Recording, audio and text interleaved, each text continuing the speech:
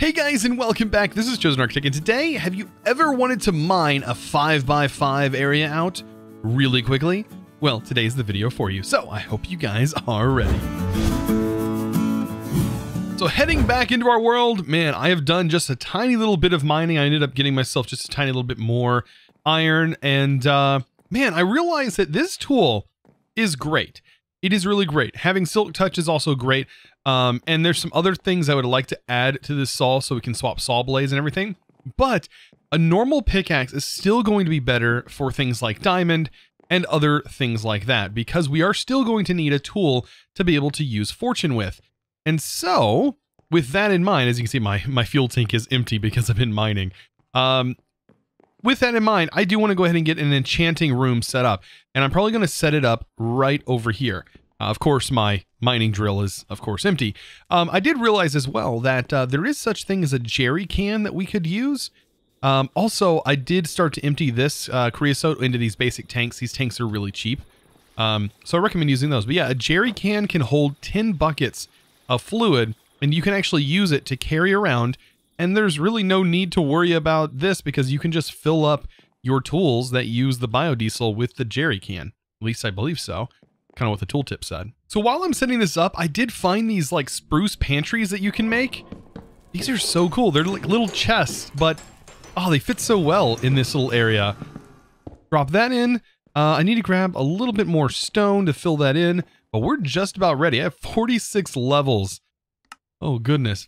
Okay, so if we throw this in, okay, so this normal tool cannot be enchanted this tool cannot be enchanted in here. That is interesting.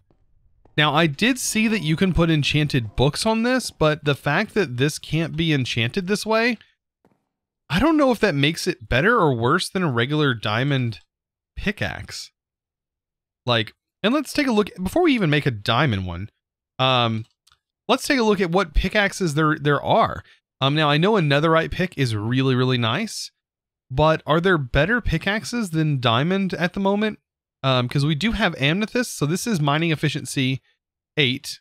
It looks about the same. It's exactly the same. So the amethyst pickaxe is actually the same as diamond. Unbreaking and efficient. Wow, that's actually, I'm going to keep this because I think I want to make another amethyst pick to combine with this one if we get the fortune, because that's actually a pretty decent roll. Hopefully we can get something that rolls efficiency 4 and also rolls looting. So to make that spawner run without us needing to be near it, we can take a look at some of the things that it requires. And this one's an anchor upgrade. It says it ignores nearby players, which means it should run without me near, which is exactly what I want. That way I can just let it run and it's going to work. Now, we can't decrease the minimum spawn delay, but we can decrease the maximum spawn delay with some speed upgrades.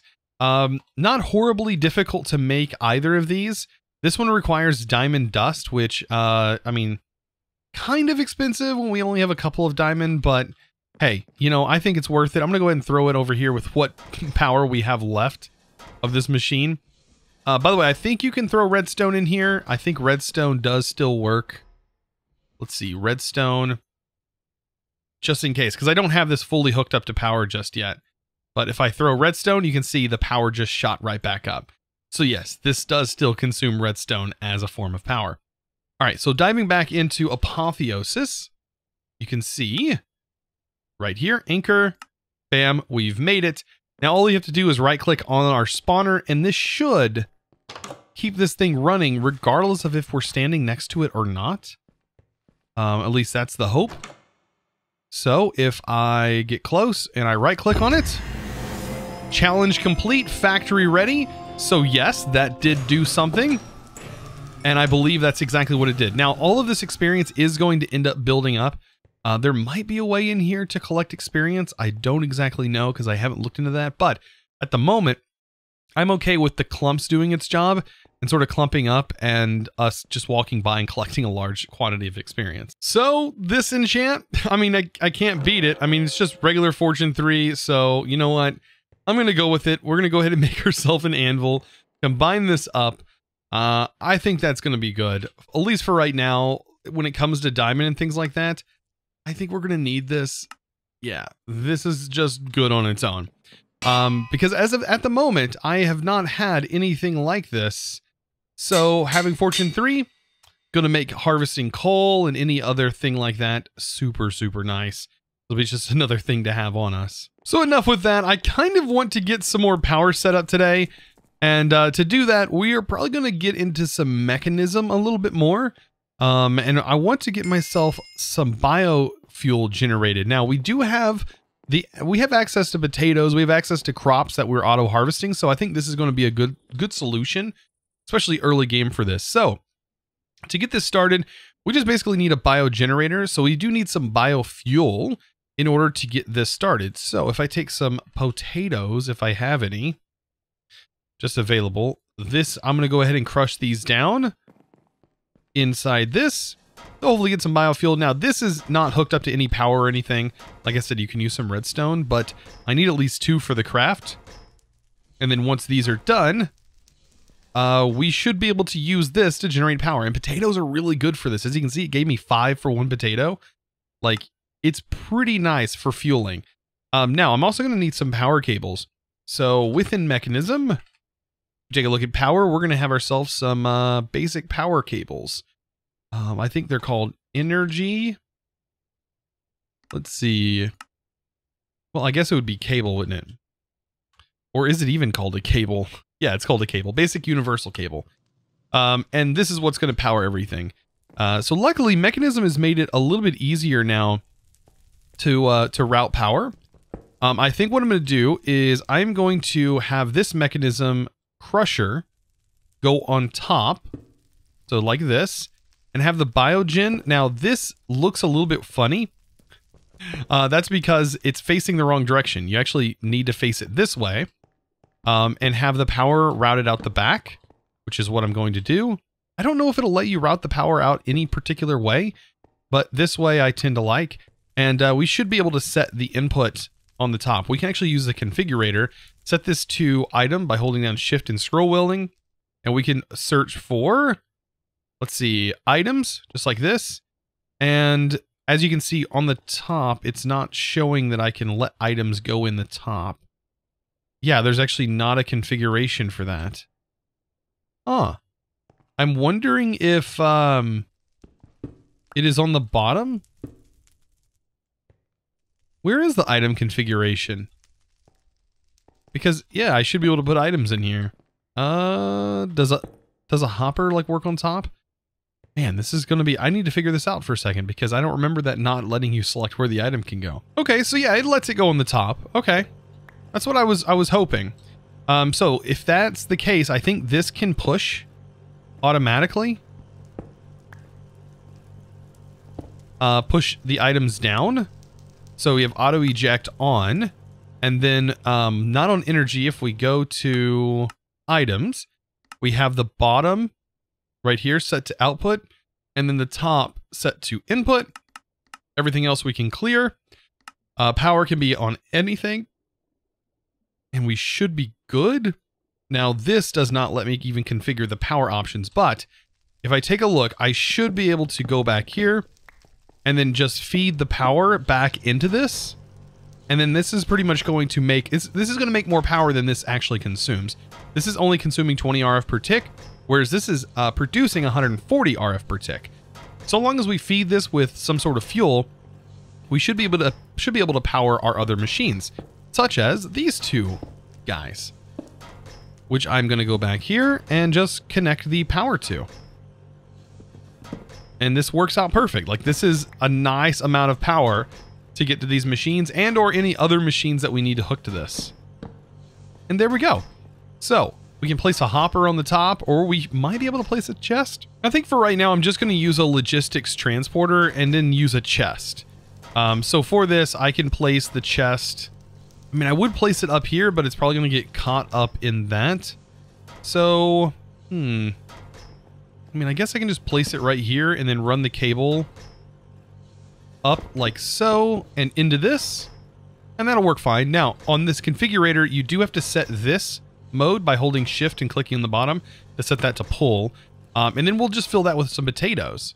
Since we are gathering a lot more potatoes than we actually need for biofuel, I think that is going to be the better way to go about doing and or using these potatoes. It's going to end up stopping until it needs more of the biofuel, but yeah, for right now, this should be totally keeping up, as you can see. There we go, we'll fill it with more. Now, the only thing I definitely want to do with this is apply some upgrades to it. Some silencing upgrades. So because of all the noise it's making, I definitely want to muffle that up, and I needed some crushed steel, so I went ahead and made that. But we are going to need some upgrades that are called muffler upgrades. Yes, and I definitely need some more sand. Yeah, I'm going to need some more glass. Definitely. We might actually go farming for some sand. I can actually use the drill for sand, which is kind of nice. But this muffling upgrade is going to be kind of nice. I don't know if we need more than one, but this one's really loud, and the humming that this makes is incredibly loud. So if we put this in here, it should knock it down a little bit. That barely helped at all. And I don't know if going into the music and sound settings, like if it's under jukebox or note blocks or anything else, environment sounds, like it's pretty loud. I thought there was another section for it, but I guess that's what the upgrades are technically for. So I decided to go ahead and get the little station set up that I'm going to start working with our villagers at. And so I think on this side, I'll do a brewing stand, and then on this one, I'll do a lectern. And then over here, we're going to have 2 farmers. So let's go ahead and grab our villagers. We have tons of villagers that that are not attached to anything, which is kind of interesting because something in here is modifying the way that villagers work. Because in normal 1.16, villagers do not continue to breed if they've exceeded past here. By the way, there's a witch just lingering over here. So me moving these villagers, they're going to continue to make more. It's kind of weird, but I've not seen them do that. Actually continue to breed more than what currently resides. Oh, okay. Well, this guy's dead. I should probably try and place them, maybe there instead of killing them like that. So this should work better. There we go. And it's turned into a farmer, which is perfect. And yeah, wheat and carrots, not bad. Even though I'd prefer you to do potatoes. But I mean, hey, if we don't get them, we're going to continue to, I guess, try and swap them until we get what we really want. Over here, hopefully we get a potato guy. Eventually, we'll probably switch to melons and stuff. I don't know. But I do need to grab this. These guys are already doing carrots. So unfortunately, neither one turned out to be what I want them to be. Let's see. Carrots. Nope. Not interested. Potatoes. Okay, I'll take that. Now you turn into potatoes or something. Well, I guess you had wheat, which is actually, wheat's good. 20 wheat, like that's not bad. I'm going to go ahead and grab the stuff to lock these guys in real quick before time happens and we can't do anything with them. Yeah, this is the perfect trade because since we already have this farming, we might as well utilize it. So we can lock this in just by trading some wheat and getting tons of emeralds this way. And then potatoes. This guy's also trading for beetroots, which we haven't started doing just yet. Oh, and just unlock some new trades. So we are getting stuff from Upgrade Aquatic. Now, I was wondering if there was going to be some extra modded items thrown in here, and strawberries is one of the things we can trade for this guy. That's nice because we have tons of those laying around. Now, for the other villagers, that's going to be a little bit different. One of them is going to grant us ender pearls and like an easy access to them without the need for a farm, which is honestly one of the best things that has happened since this villager update, which, believe it or not, happened like over 2 years ago. It's crazy to think the Village and Pillage update happened that long ago. But yeah, it really did. 114, one of my favorite updates by far. So let's see if we can't get this guy in here. There we go. Okay. Now the cleric really doesn't change or anything, so it is what it is. It's pretty much going to be rotten flesh. Or we can trade emeralds for whatever it's offering. So it's offering redstone. That's probably been the best thing to buy right now. So buy the redstone, get this guy trading already, and that way we can work our way towards other stuff. So lapis. I can go ahead. I'm going to have an infinite resource of emeralds eventually anyways. So the sooner we get this guy to selling emerald or ender pearls, the better. Yeah, and now we're going to go with this and so on and so forth. As far as villagers go, our last but not least villager is going to go into here. And that's going to be the librarian. And this guy is going to be a little bit of a different beast because we need to get it to trade a very particular type of book. Fire protection? Wow, fire protection 5. That's actually not bad at all. We're going to have to keep rotating this until we get a book that we want. Now, it could roll anything, honestly. I don't even know if mending is the book that we would really want. But we can keep rolling this thing and rolling this thing until we get exactly the enchant we want. Typically, mending is usually the best enchant.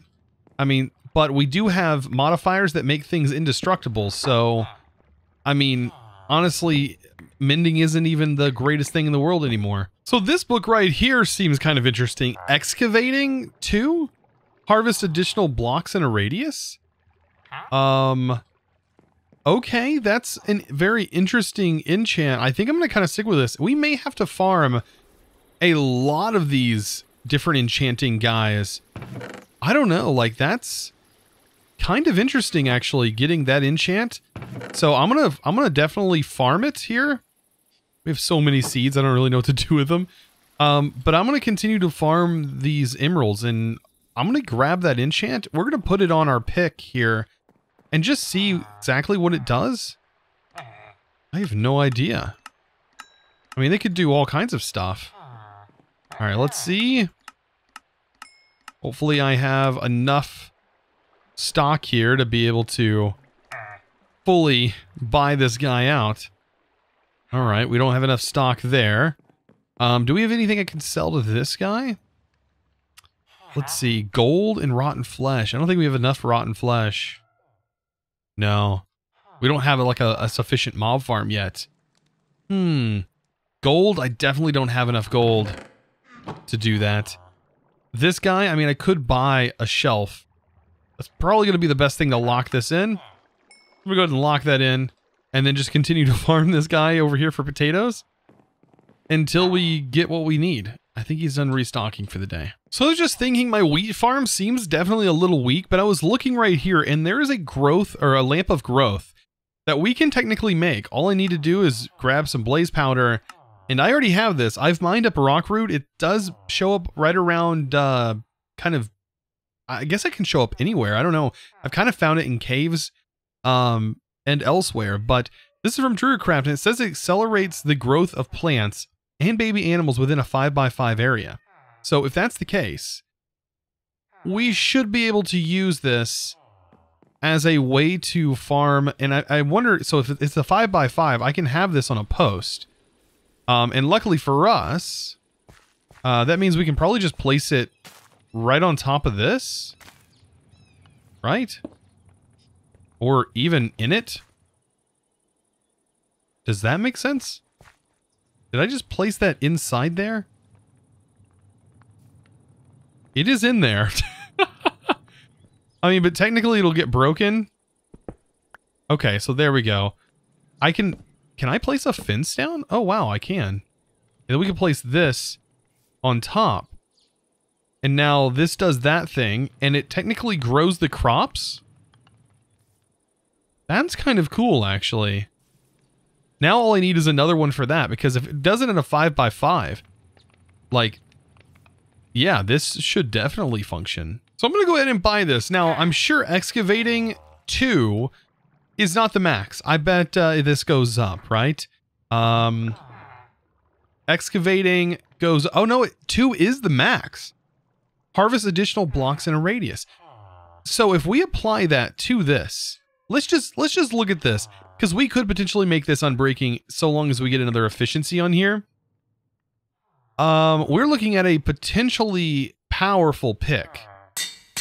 I just want to see what this looks like when we mine with it.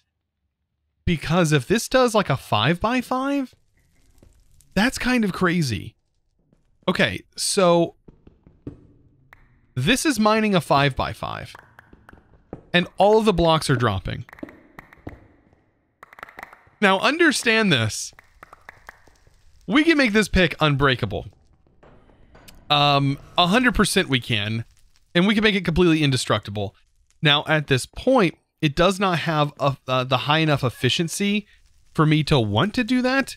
I still want another pick with efficiency 5 to do that, and we could potentially get that right now, actually. Let's make another amethyst. Oh, we don't have enough amethyst. But we do have books, and we could potentially get that on a book. I'm going to sit here and try for a little bit. I do have a little bit of levels. Maybe we can get that on there. Oh man, it is so nice to get that. It's so satisfying when we hit that and get there. I mean, piercing. I mean, I'm going to go ahead and just enchant some books. Aqua Affinity, Fire Aspect, Soulbound. And we can put Soulbound on this. Tinted? Phalanx, Sharpness. I don't know what Phalanx does. What does the 1 enchantability mean? Does that mean we can enchant, like... Oh, I think the enchantability is something that's applied. Vorpal? Okay. That's definitely going on something later on. I didn't realize Vorpal was in here. Vorpal's going to go on some sort of sword that we make. Some sort of weapon. 100%. So after all of that enchanting, this is what I ended up getting. So we have efficiency, 2 efficiency 3 books. So I can now combine this to get efficiency 5. We still have Vorpal and all of this other stuff. But I'm going to show you that we can make an unbreaking pickaxe that is now pretty ridiculous. Even though this is not diamond, it's still good. Which, I mean, I would love to have this on a diamond pickaxe, but I don't know. We throw this in here and then in here. Okay, so we now have pretty much like an amazing tool. It is missing insight. Wait, why do I got 2 of them? That was weird. It is missing insight, which I think I want to put on a mob tool, which will help us get more experience when farming mobs. But let's take a look at this. So, Forbidden Arcanus provides us with a Stellarite piece, and then we can surround that here to get ourselves an Eternal Stella. Now, within regular vanilla Minecraft, all we need is this smithing table, and we combine that Eternal Stella with it, and we're supposed to be able to make this unbreaking. At least I thought, I thought you could. I really hope Amethyst is not the only thing that we can't make unbreaking. Because look at this, literally, this works on everything else. What? No way I went a route that it doesn't work for. What? No way. You're serious? And okay, I've got to look at this. This pick does not work with that? It does. Okay, so it does work, but it can't be enchanted. That's what I'm looking at right now. So if I found another piece of amethyst, can I combine it with one that... We've got to do some looking here. So I'm going to try and make this other pickaxe here.